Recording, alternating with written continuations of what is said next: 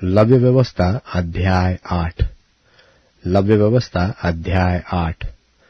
फिर यहोवा ने मूसा से कहा, तू हारून और उसके पुत्रों के वस्त्रों और अभिषेक के तेल और पाप बलि के बछड़े और दोनों मेंढों और अख़मीरी रोटी की टोकरी को मिलाप वाले तंबू के द्वार पर ले आ और वही सारी मंडली को इकट्ठा कर।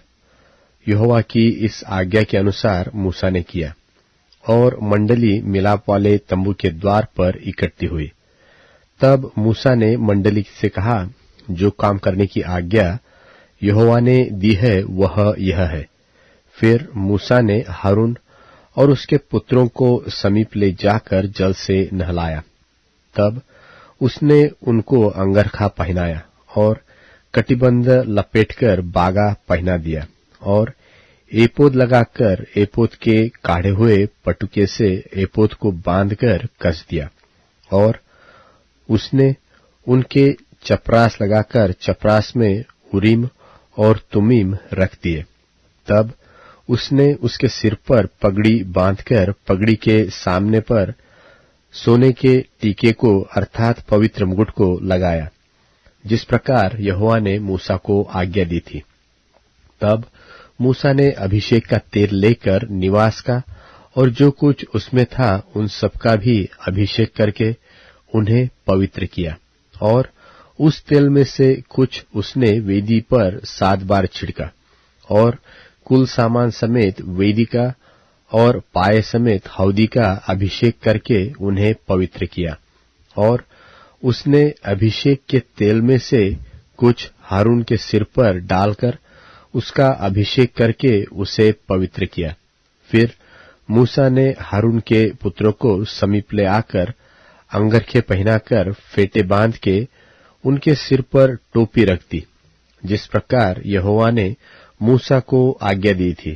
तब वह पाप बलि के बछड़े को समीप ले गया और हारून और उसके पुत्रों ने अपने अपने हाथ पाप बलि के बछड़े के सिर पर रखे। तब वह बलि किया गया और मूसा ने लोहू को लेकर उंगली से वेदी के चारों सिंगों पर लगाकर पवित्र किया और लोहू को वेदी के पाए पर उंडेल दिया और उनके लिए प्रायश्चित करके उसको पवित्र किया। और मूसा ने अतड़ियों पर की सब चर्बी और कलेजे पर की झिल्ली और चर्बी समेत दोनों गुर्दों को लेकर वेदी पर जलाया और बछड़े में से जो कुछ शेष रह गया उसको अर्थात गोबर समेत उसकी खाल और मांस को उसने छावनी के बाहर आग में जलाया, जिस प्रकार यहोवा ने मूसा को आज्ञा दी थी। फिर वह होम बलि के मेंढे को समीप ले गया और हारून और उसके पुत्रों ने अपने अपने हाथ मेंढे के सिर पर रखे। तब वह बलि किया गया और मूसा ने उनका लहू वेदी पर चारों ओर छिड़का।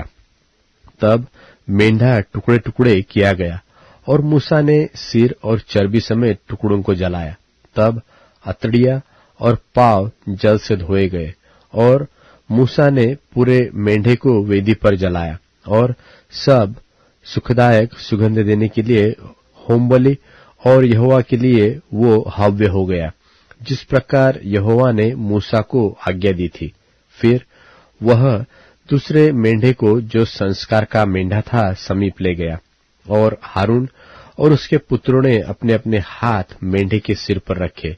तब वह बलि किया गया और मूसा ने उसके लोहू में से कुछ लेकर हारून के दाहिने कान के सीने पर और उसके दाहिने हाथ और दाहिने पांव के अंगूठों पर लगाया और वह हारून के पुत्रों को समीप ले गया और लोहू में से कुछ एक के दाहिने कान के सिरे पर और दाहिने हाथ और दाहिने पांव के अंगूठों पर लगाया और मूसा ने लोहू को वेदी पर चारों ओर छिड़का और उसने चर्बी और मोटी पूंछ और अतड़ियों पर की सब चर्बी और कलेजे पर की झिल्ली समेत दोनों गुर्दे और दहीनी जांघ ये सब लेकर अलग रखे और अख़मीरी रोटी की टोकरी जो यहोवा के आगे रखी गई थी उसमें से एक रोटी और तेल से सने हुए मैदे का एक फुलका और एक रोटी लेकर चर्बी और दहीनी जांग पर रख दी।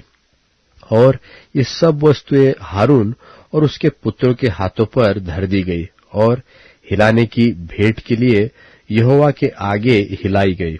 और मूसा ने उन्हें फिर उनके हाथों पर से लेकर उन्हें वेदी पर होम बलि के ऊपर जलाया।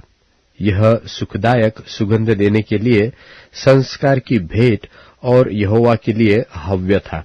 तब मूसा ने छाती को लेकर हिलाने की भेंट के लिए यहोवा के आगे हिलाया और संस्कार के मेंढे में से मूसा का भाग यही हुआ जैसा यहोवा ने मूसा को आज्ञा दी थी। और मूसा ने अभिषेक के तेल और वेदी पर के लोहू दोनों में से कुछ लेकर हारून और उसके वस्त्रों पर और उसके पुत्रों और उनके वस्त्रों पर भी छिड़का।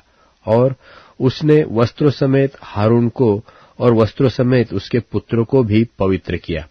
और मूसा ने हारून और उसके पुत्रों से कहा, मांस को मिलाप वाले तंबू के द्वार पर पकाओ और उस रोटी को जो संस्कार की टोकरी में है वही खाओ, जैसा मैंने आज्ञा दी है कि हारून और उसके पुत्र उसे खाए। और मांस और रोटी में से जो शेष रह जाए उसे आग में जला देना। और जब तक तुम्हारे संस्कार के दिन पूरे न हो तब तक अर्थात 7 दिन तक मिलाप वाले तंबू के द्वार के बाहर न जाना, क्योंकि वह 7 दिन तक तुम्हारा संस्कार करता रहेगा। जिस प्रकार आज किया गया है वैसा ही करने की आज्ञा यहोवा ने दी है, जिससे तुम्हारा प्रायश्चित किया जाए।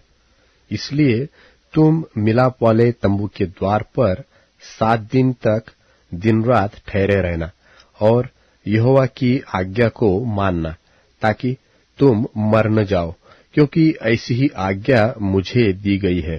तब यहोवा की इन्हीं सब आज्ञाओं के अनुसार जो उसने मूसा के द्वारा दी थी, हारून और उसके पुत्रों ने उनका पालन किया।